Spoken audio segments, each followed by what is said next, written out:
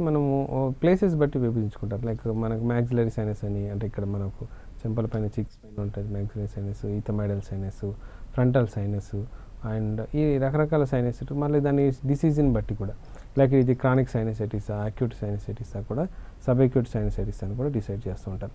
ముఖ్యంగా సైనస్ మనకు వచ్చిందా లేదని గుర్తుపట్టడానికి కొన్ని లక్షణాలు మనం జాగ్రత్తగా అబ్జర్వ్ చేయాలి. ఫస్ట్ థింగ్ ఏంటంటే తుమ్ములు ఒక 4-5 వచ్చి ఆగిపోయి ముక్కు పట్టేసి ముక్కులో శ్వాస తీసుకోవడం ఇబ్బంది మొదలైపోతుంటుంది.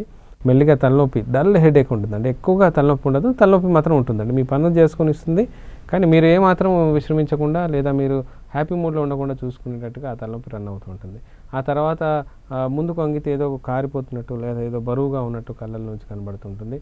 ఆ నేజల్ డ్రిప్ వల్ల, అంటే మన మామూలుగా ముక్కులో నుంచి ఆ చుక్కలు చుక్కలుగా పట్టిపోవడం వల్ల గొంతులో నొప్పి రావటం, ఆ గొంతు థ్రోట్ ఇన్ఫెక్షన్స్ మొదలవుతూ ఉంటాయి. సో ఎంతసేపు గొంతును సవరించుకుంటూ ఉంటుంటారు. చాలామంది మేము మాట్లాడుతుంటే గొంతు సవరించుకుంటూ ఉంటారు, కొంతమంది ముక్కుతో మాట్లాడుతుంటారు. సో ఇవి సైనస్ ఉంటాయి. సైనస్ వల్ల ఏమవుతుంది, పెద్ద ఇబ్బంది ఏం లేదు, దాన్ని నడిపించేసుకోవచ్చు కదా అనుకుంటారు. సైనస్ యొక్క మ్యాక్సిమం కాంప్లికేషన్, అంటే ప్రతి వాళ్ళల్లో అవుతుందని నేను చెప్పను, కానీ ఒకవేళ కాంప్లికేటెడ్గా వెళ్తే మాత్రం బ్రెయిన్ ఇన్ఫెక్షన్కి వెళ్ళిపోయే అవకాశం ఎందుకుంటుంది. ఎందుకంటే ముక్కు నుంచి బ్రెయిన్కి కనెక్షన్ ఉన్న టైం కొంచెం తక్కువ. అది అక్కడ ఏదైతే బోన్ తినడం మొదలెట్టుతుందో ఆ బ్యాక్టీరియా ఇన్ఫెక్షన్ ఆటోమేటిక్గా బ్రెయిన్ కూడా ఇన్ఫెక్ట్ అయ్యే అవకాశాలు చాలా ఎక్కువగా ఉంటాయి. కాబట్టి సైనస్ని ఎట్టి పరిస్థితుల్లో మనం నెగ్లెక్ట్ చేయకూడదు. అండ్ సైనస్కి బెస్ట్ ట్రీట్మెంట్స్ హోమియోపతిలో ఉన్నాయి, వాడుకున్నట్లయితే చాలా బాగా రికవర్ అవుతుంది.